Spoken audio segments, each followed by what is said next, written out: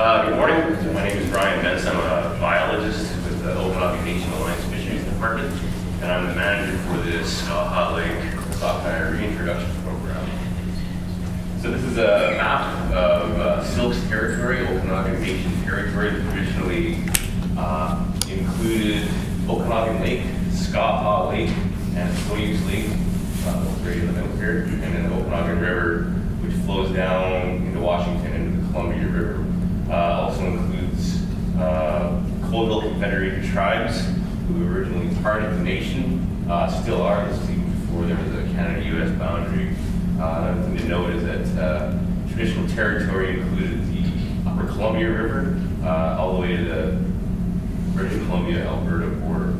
So the Okanagan Nation Alliance is, the leadership is run by the chiefs from the 7 Canadian bands and the Colville Confederated tribes. And the nation does all kinds of things on top of fisheries. But one of the mandates is to protect and preserve native fish populations and restore the historic range of salmonids and animal species. So salmon were an integral part of Silk's culture, as part of the creation stories, and one of the food chiefs is actually Titi, which is the Chinook salmon. There's 4 salmon chiefs, or 4 food chiefs, and the salmon chief is in charge of the the aquatic animals and food sources from the water. On top of cultural importance, subsistence was very important. Fisheries are run year-round, and the fish caught were dried and preserved throughout the winter.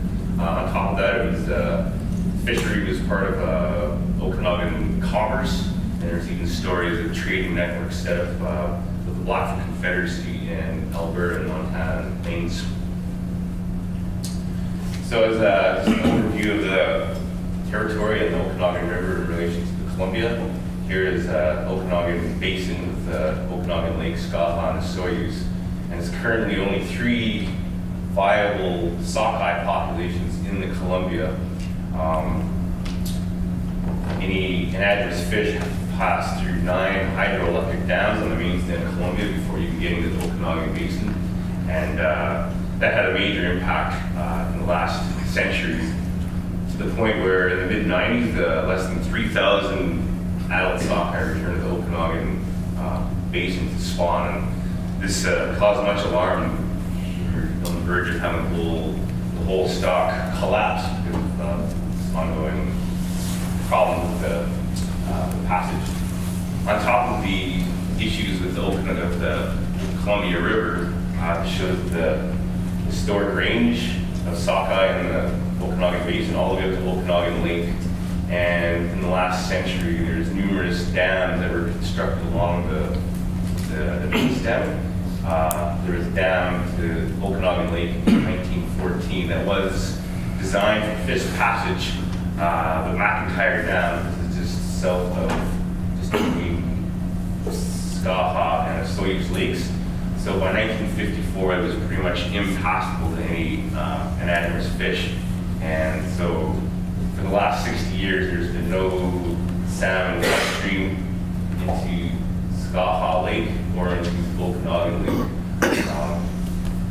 On top of that, there was mice of shrimp that were introduced in Okanagan Lake in the 1970s. Somebody figured a couple bucketfuls of mice of shrimp would do a lot of good, and ended up spreading all the way down. So all 3 of these lakes are fully loaded with mice of shrimp, which has caused major complications with the food web. On top of the passage issues and the mice of shrimp, you can see here on the upper slide, this is a historic photo of the river channel. Lots of complexity, lots of meandering streams and bends in the river and riparian vegetation. And part of the water management practices were to channelize it to increase flow and reduce flooding issues. And you can see here how it's gone from very complex to just a straight, like a flume. And as a result, we lost lots of natural spawning areas probably about 80% of the spawning capacity in the Okanagan River was lost. Currently, there is a natural section and a semi-natural section, which isn't as impacted, and that's pretty much where 99% of any sockeye spawning occurs, and that's just upstream of the Soyuz Lake by the town of Oliver. So back in the 90s, the Canadian Okanagan Basin Technical Working Group was formed, and that's made up of technical experts from the provincial government, Okanagan Nation Alliance, and Department of Fisheries and Oceans Science and Management branch out of Kamloops. And one of the first tasks was to complete a 3-year risk assessment to determine what would be the risks associated with reintroducing sockeye in Sockeye Lake. Looked at invasive species, disease risks, and also touched on what would happen with the food web with these additional nurkids coming in and possibly competing with native kokanee. As a result of that, the decision was made to do a 12-year experimental reintroduction program at Sockeye Lake, and the whole experiment was run to be adaptive and the ability to be reversible. So if you decided that noticed things starting to go wrong, we could change it up. Over the 12 years, we tweaked it here and there and experimented with different stocking levels in the lake. The major funders are Grand and Chelan public utility districts down in Washington. They operate several dams down there, and that's part of their mitigation plan for running the hydro projects.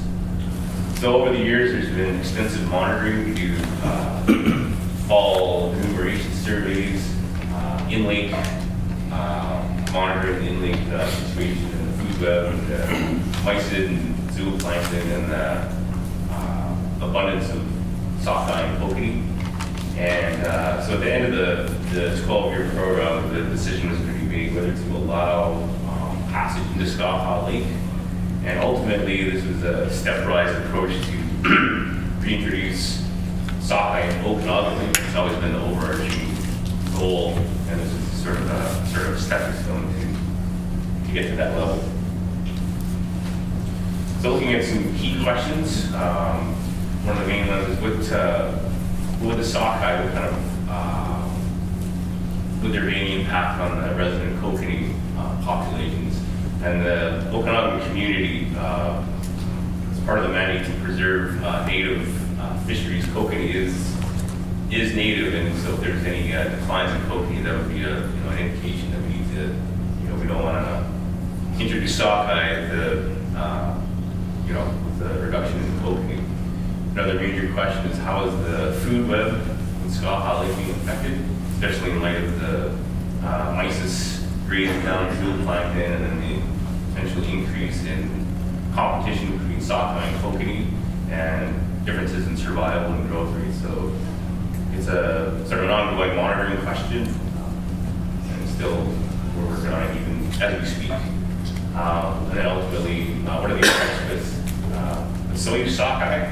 And backing into the big picture is, potential learning opportunity for Okanagan Lake just north of Sockeye.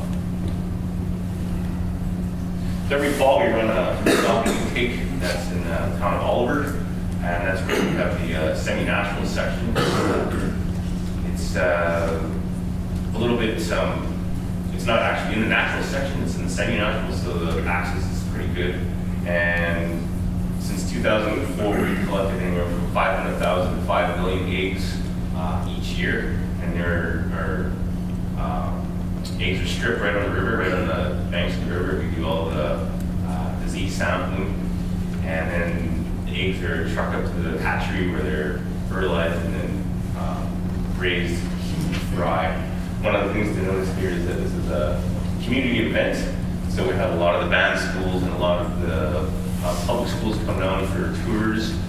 In addition, there's a fry release in following spring, and that's in Huntington Channel, just north of Sockeye Lake, and that's sort of a major community event. We have elders there, we have school groups. The school kids can release their own fry. They've been raised as part of the fishing schools program. So it's a lot of community involvement. They're always there. We have elders and drummers, and it's really expanded in the last 14 years. So one of the major milestones is the fish hatchery, which is located in Indian Reserve, just north of Sockeye Lake. And this is a brand new facility, opened up in 2014. We have raceways and everything just ready to go. And yeah, it's been pretty successful. And it is, you can see here we have local artists and really designed aesthetically with signs and there's a coyote here who's a trickster. He's sort of one of the main bringers of the sun to the Okanagan territory. We also have a virology and aging lab. It's state of the art. We do all our disease testing right from ovarian fluids, Eldon's, fries before they're released. We also do aging, so we're able to sample any of the returning adults looking for thermal marks in the otoliths, as well as aging. And yeah, there's all kinds of ideas for expanding it and getting into other potential lab analysis. So it's a really work in progress. So this slide shows the just the amount of fry algal plants since 2004. And part of the experimental design is to try and hit Sockeye Lake with different levels of loading densities to see how the food web is going to better react with the higher algal plants. So you can see here there's been several years where the decision was made to put all the fry into the Soyuz lake and leave it fallow. Here we had a year where we split them 50-50. 2013 we didn't have a brood take, and that's because our hatchery was looking to get completed for construction. And the Shuswap hatchery, which we've used up until that point, the agreement pretty much sunsetted from the beginning. They sent all our eggs to Shuswap, and they said, okay, there's a definite endpoint because they had other contractual obligations. So that was a chance to fallow the fry algal plants for a year. 2015 was a really bad year. That was across the Columbia Basin with hot water, thermal barriers for migrating salmon upstream. And yeah, it was a rough year. And even the ones that did show up in terminal spawning grounds, their egg quality was really low, and the fish were just beat up, just barely hanging in there. So for 2016, this green bar, this is our current brood stock from this last fall. And yeah, we broke records that year. We hit our maximum production of over 5 million eggs.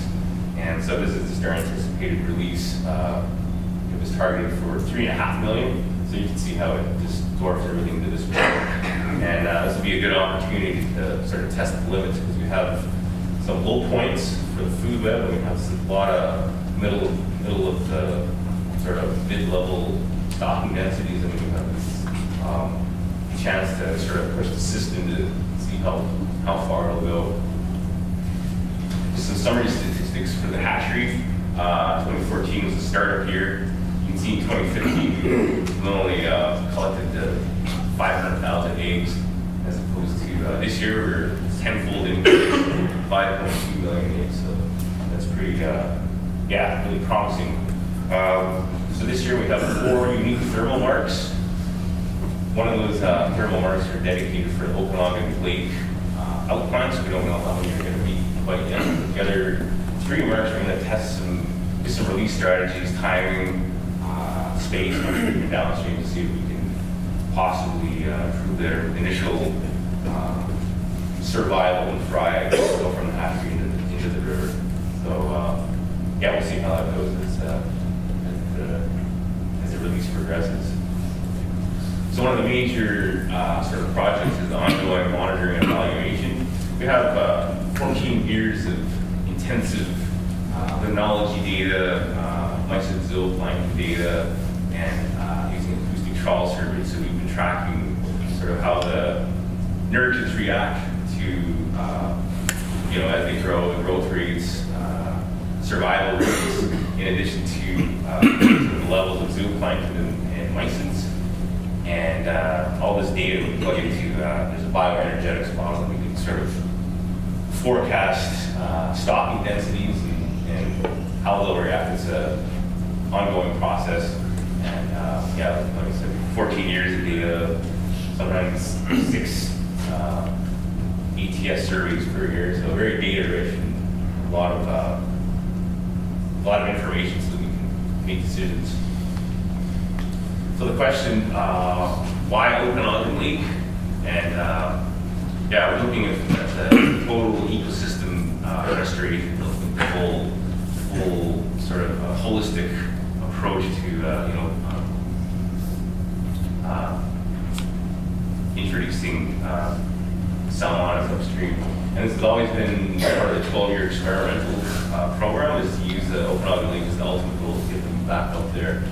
And the Chief's Executive Council from the ONA, they've informed the province and DFO that this is the intention to reintroduce Sockeye into the lake. And so far we've had 1 year of ceremonial releases. Last year we did 35,000 fry in total from the south, sort of mid basin, and then the north basin of Okanagan Lake. And one of the things about the Chiefs is, we tell them about all this technical stuff, and sort of their answers, well, let's just fish do what they want. We'll provide fish passage, and if they want to go up, then they'll go up, and we'll just take it from there. So all the science and all the technical things, and it just comes down to, if you build it, they will come. And one of the big sort of working groups is the Chiefs have set up sort of a caucus with the local Minister of Legislative Assembly, and it meets a couple times a year just to sort of air their concerns and sort of direction at the political level. So it's some back of the envelope calculations here, and just looking at the capacity of the Soyuz Lake. Soyuz is ultra productive.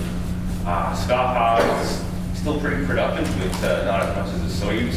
And then Okanagan, it's there's been problems with nutrient loads in the last few decades. But even if you look at the sort of the low density of biomass per hectare, with the size of Okanagan Lake, you can see here the potential for twice the amount of nurtured biomass as more than both these Soyuz and Sockeye combined. So even with this low level, there's still potential for huge impact with the Sockeye population.